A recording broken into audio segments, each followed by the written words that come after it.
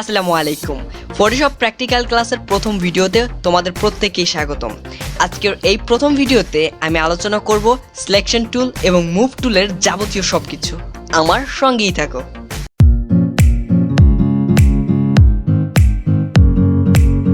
টুল বক্সের একেবারে উপরের দিকে আমরা এই তিনটাকে আমরা সিলেকশন টুল বলি এবং এটা হচ্ছে মুভ টুল। আমাদের বইয়ে এইটাই বলা হয়েছে, তবে ক্লিয়ারলি বলা হয় নাই, যার কারণেই আমার এই ভিডিওগুলো। আশা করি ভিডিওগুলো তোমাকে খুবই হেল্প করবে। খুবই না হেল্প করলেও একটু অন্তত যদি হেল্প করে তাহলে কমেন্টে জানিয়ে দিও যে তোমার একটু হলেও উপকার হয়েছে। তো এই তিনটা হচ্ছে আমাদের সিলেকশন টুল। এই সিলেকশন টুল দিয়ে আমরা কি করি? আমরা যে কোনো একটা জিনিসকে বা একটা অবজেক্টকে আমরা সিলেক্ট করি। আর এটা হচ্ছে move tool, right? Move tool মানে হচ্ছে সরানোর টুল। আমরা যেখানে খুশি একটা জিনিসকে বা একটা বস্তুকে বা একটা ছবিকে সরিয়ে ফেলতে পারি এই মুভ টুলের সাহায্যে। এবং একটা জিনিস লক্ষ্য করলে দেখবে এই টুল এবং এইগুলা টুলের পেছনে বা নিচের দিকে দেখবা ছোট্ট করে একটা ত্রিভুজের মতো, আমি ত্রিভুজ বলি তবে বইয়ে জেডের মতো বলা রয়েছে। আমি অ্যাকচুয়ালি জানি না, এটা হয়তো জেডই হবে, বইয়ে যেটা বলা হয়েছে ওটাই সঠিক। তো এই জেডের মতো বা এরকম ত্রিভুজের মতো যেটা আছে, যেটা নিচের দিকে, ওইটা মানে হচ্ছে এটা একটা গ্রুপ টুল। গ্রুপ টুল কেমন? তুমি যদি এটাতে রাইট বাটন ক্লিক করো, অর্থাৎ মাউসের তুমি যদি ডান পাশের বোতামে একটা চাপ দাও, তাহলে দেখতে পাবে এখানে আরও কতগুলো টুল রয়েছে। এবং এখানে আরেকটা জিনিস তুমি লক্ষ্য করতে পারো, এখানে ছোট করে এম, তারপরে দেখো এখানে ভি, এটা কেন লেখা রয়েছে, তাই না? এটা মানে হচ্ছে তুমি যখন এই টুলটাকে কিবোর্ডের শর্টকাট ফর্মের মাধ্যমে সিলেক্ট করতে যাবা, সেক্ষেত্রে তোমাকে এটা সাহায্য করবে। এবং তুমি যে কোনো একটা টুলের নাম সহজে জেনে নিতে পারো এভাবে মাউস পয়েন্টারটাকে ওপরে নিয়ে এসে। দেখো এটা হচ্ছে ম্যাগনেটিক ল্যাসো টুল, রাইট? এবং পাশে ছোট করে এল লেখা আছে ব্র্যাকেটের মধ্যে। তো তুমি যদি কিবোর্ডে এল চাপো তাহলে দেখো এটা সিলেক্ট হয়ে যাচ্ছে। সো এইটাই হচ্ছে এটার পেছনে রিজিয়নটা। এখন আমরা যদি নতুন একটা ক্যানভাস নেই, নতুন একটা ক্যানভাস বা নতুন একটা পেজ নিতে পারি। এখন এখানে তুমি একটা নাম দিতে পারো, এরপরে ওকেতে প্রেস করো, এরপরে এটাকে ম্যাক্সিমাইজ করে দাও। এরপরে একটা জিনিস লক্ষ্য করতে হবে, তুমি একটা টুল সিলেক্ট করার পরে তুমি যখন এই ক্যানভাসের মধ্যে নিয়ে আসছো বা তুমি এই পুরো উইন্ডোটার মধ্যে নিয়ে আসছো, তখন কিন্তু এটার আইকনটা চেঞ্জ হয়ে যাচ্ছে। কার্সরের যে আইকনটা ছিল ওইটা কিন্তু চেঞ্জ হয়ে যাচ্ছে। এখন তুমি যদি এখান থেকে ক্রপ টুলটাকে সিলেক্ট করো তাহলে দেখো ক্রপের মতো একটা আইকন চলে আসছে। তো এইটা হচ্ছে প্রত্যেকটা টুল যখন তুমি সিলেক্ট করো এটার আলাদা আলাদা একটা আইকনে চলে আসবে। এবং দেখো তুমি যদি এখান থেকে ম্যাজিক ওয়াইন টুলটাকে সিলেক্ট করো, একটা জাদুর কাঠির মতো চলে আসছে। ব্যাপারটা কিন্তু খুবই দারুণ। এবার চলো আমরা একটু মার্কিউ টুল নিয়ে একটু আঁকাআঁকি করি। মার্কিউ টুল থেকে এখান থেকে তুমি রেক্ট্যাঙ্গুলার মার্কিউ টুলটাকে একটু সিলেক্ট করো। সিলেক্ট করার পর তুমি এটা এম দিয়েও করতে পারতা, তবে এম দেওয়ার ফলে এখানে যেটা রয়েছিল এলিপ্টিক্যাল মার্কিউ টুলটা সিলেক্ট হইতো, যার কারণে আমরা রাইট বাটনটা ক্লিক করে রেক্ট্যাঙ্গুলার মার্কিউ টুলটাকে সিলেক্ট করেছি। এরপরে তুমি যদি শিফট বোতাম চেপে এভাবে ড্র্যাগ না ড্রপ করো, আমি জানি না অ্যাকচুয়ালি। সো এক্ষেত্রে তুমি দেখতে পাচ্ছ যে নিখুঁত একটা বর্গ হয়েছে। তুমি এটা মেপে দেখতে পারো, চাঁদা দিয়ে পুরো 90 ডিগ্রি মানে 90 ডিগ্রি আছে। এর মানে হচ্ছে তুমি যখন শিফট চেপে এভাবে টানা না, এটাকে মনে হয় হচ্ছে ড্র্যাগ বলে না ড্রপ বলে, আমি জানি না অ্যাকচুয়ালি, ভুল হলে ক্ষমা সুন্দর দৃষ্টিতে দেখবা। তো এটাকে যখন আমি টানছি তার মানে এটা হচ্ছে চারদিকে একেবারে সমানভাবে বেড়ে উঠছে। এরপরে তুমি যদি এখন দেখো এটাকে মাউসটাকে মানে মাউসের যে পয়েন্টারটা আছে এটাকে মাঝখানে নিয়ে আসলে একটা নতুন একটা কার্সার হয়েছে। এর মানে কি জানো? এটা তুমি এখান থেকে মুভ করে নিতে পারো এভাবে, রাইট? খুবই সুন্দর কিন্তু। এরপরে দেখো আমরা একটা এলিপ্টিক্যাল মার্কিউ টুলটা নেওয়ার পরে ধরো এখানে আমরা অল্টার চেপে দেখি কি হয়।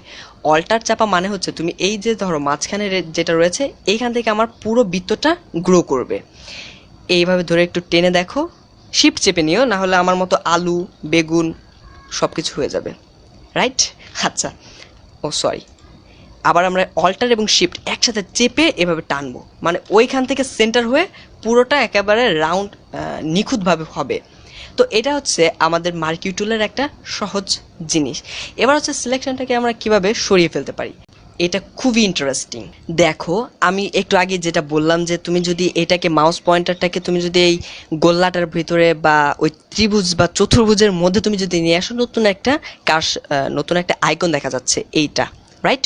এটা মানে কি তোমার এটা মুভ করার জন্য তৈরি। তুমি এটাকে এভাবে টেনে মুভ করতে পারো। তবে এবার আমরা মুভ টুলের কারিশমা দেখব।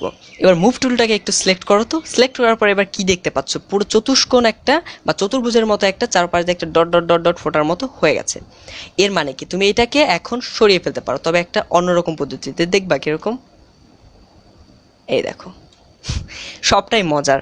এবার তুমি চাইলে এটাকে একটু ছোট করতে পারো, বড়ও করতে পারো এই মুভ টুলের সাহায্যে। দেখো এই যে যেই পাশ দিয়ে চার কোণার চারটা ছোট ছোট বর্গ বর্গ দেখা যাচ্ছে না, এটাকে তুমি যদি একটু টাইনে ছোট করে দাও, ছোট হয়ে যাচ্ছে, ডিমের মতো মনে হয়েছে না? তো যাই হোক, এই যে যে আমাদের ল্যাসো টুল রয়েছে সেটা আমরা একটু ব্যবহার করে দেখি কিভাবে কাজ করে। ল্যাসো টুলের মধ্যে যেহেতু এখানে 3টা ল্যাসো টুল রয়েছে, এর জন্য আমাদের একটা ছবি আনতে হবে। এটার মধ্যে ছবি আনার প্রক্রিয়া হচ্ছে, ফাইলে ক্লিক করবা, এরপরে ওপেনে ক্লিক করতে হবে। এরপর তোমার যে ছবিটা প্রয়োজন তুমি সেটা নিয়ে এসো। আমি এবার একটা ছবি ওপেন করার চেষ্টা করি। আমি জাফর ইকবাল স্যারকে আনছি, তো না এটাকে আনি। সো স্যারকে নিয়ে করা ঠিক হবে না, তো এটাকে নিয়ে আসছি। সো আনার পরে এটা হচ্ছে আমি আঁকি নাই, এটা হচ্ছে অন্য জায়গা থেকে নেয়া।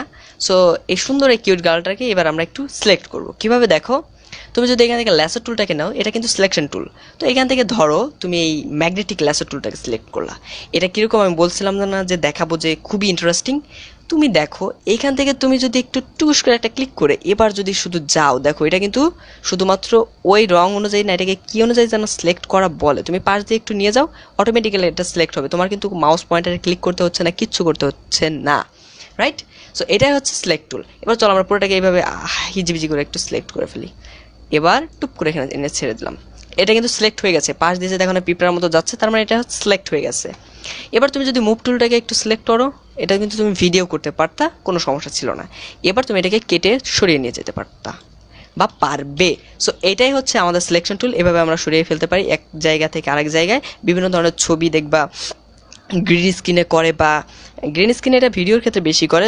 মনে করো এক জায়গায় একটা ছবি তুলছে, ওই ছবিটাকে এইভাবে সিলেক্ট করে কাইটে সিরা মনে করে নিয়ে গেছে সাগরের মধ্যে ডুবে গেছে, সেটা বানিয়ে ফেলে। তো এখানে ফটোশপের নানান কারসাজি আছে। এরপরে ধরো আরেকটা ল্যাসো টুল দেখাই, এটা হচ্ছে ড্র করে নিতে হয়। ও আচ্ছা, একটু ভেজাল করে ফেলছি না? ওকে, এবার হচ্ছে এটা হচ্ছে আরেকটা ল্যাসো টুল। এটা দিয়ে কীভাবে সিলেক্ট করে একটু দেখাই। যেমন ধরো আমি কলমের এই অংশটুকু আমরা কেটে ফেলবো, টুপ করে ছেড়ে দিলাম, এটা কিন্তু আমরা সরিয়ে ফেলতে পারছি। এটা হচ্ছে ড্রয়িং করার মতো। তো এটাকে আমরা যদি আবার মুভ টুল দিই অথবা ভি চাপি, এবার এটাকে আমরা সরিয়ে ফেলবো। হচ্ছে না তো, না? এই যে, রাইট, আমরা কিন্তু সরিয়ে ফেলেছি। আচ্ছা, এবার চলো আমরা একটা যে কোনো একটা সিলেকশনটাকে কিভাবে আমরা রং দিয়ে, মানে বিভিন্ন ধরনের রং দিয়ে আমরা পূরণ করে ফেলতে পারি, সেটা একটু শিখে নেওয়া যাক। তো আমরা একটু আগের ক্যানভাসে চলে যাই। আগের ক্যানভাসে গিয়ে এখানে একটু আমরা আঁকিবুকি করব।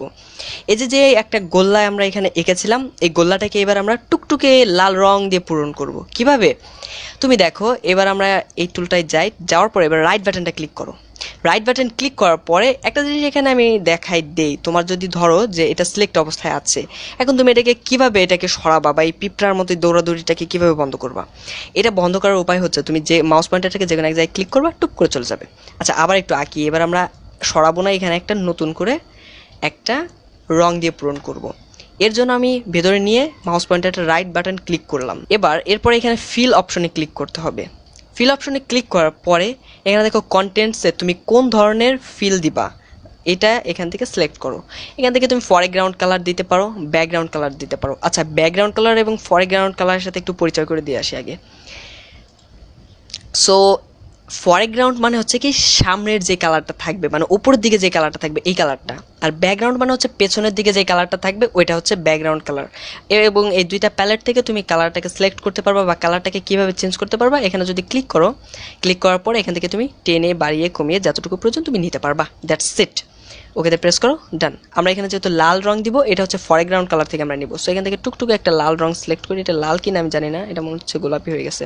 ওকে, এবার আমরা লাল রঙে পরিপূর্ণ করলাম উপরের, বা এটাকে ফরগ্রাউন্ড প্যালেটটাকে আমরা পরিপূর্ণ করলাম। এবার আমরা ভেতরে নিয়ে এসে রাইট বাটন ক্লিক করি। এরপরে এবার ফিলে ক্লিক করি। ফিলে ক্লিক করার পরে কন্টেন্টসের এখান থেকে আমরা যেহেতু ফরগ্রাউন্ড কালারটা নিব, এর জন্য এখান থেকে ড্রপ ডাউন করে ফরগ্রাউন্ড কালারটাকে সিলেক্ট করি। সিলেক্ট করার পর জাস্ট কিছু না, ওকেতে প্রেস করো, ডান। সো এটা হচ্ছে আমরা কিভাবে একটা যে কোনো ধরনের সিলেকশনটাকেও কিন্তু এইভাবে রং দিয়ে পূরণ করা যায়, সেটা কীভাবে একটু দেখাই দিই।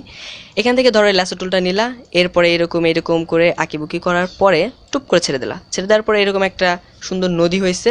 নদী হওয়ার পরে এখানে রাইট বাটন ক্লিক করো, আবার ফিলে ক্লিক করার পরে ফরগ্রাউন্ড কালার দিতে পারো, ব্যাকগ্রাউন্ড কালার দিতে পারো, অথবা কালার এখান থেকে চুজ করে নিতে পারো। কালারে ক্লিক করে বুম করে এখান থেকে আমরা একটু নদীর মতো জলের মতো কালার দিই, পানির মতো, যাই হোক। এরপর ওকেতে প্রেস করো অ্যান্ড রং দিয়ে পূরণ হয়ে গেছে। সো এটা তুমি যে কোনোভাবে করতে পারো, নিজের প্র্যাকটিস করতে পারো। সো এটাই হচ্ছে আমাদের সিলেকশন টুল এবং মুভ টুলের সাধারণ আলোচনা। দেখা হচ্ছে পরের ভিডিওতে। আশা করি এই ভিডিওটা তোমার একটু হলেও কাজে লাগবে। Thanks for watching this video. See you in the next episode, and don't forget to subscribe and don't forget to follow me on Facebook. Bye bye.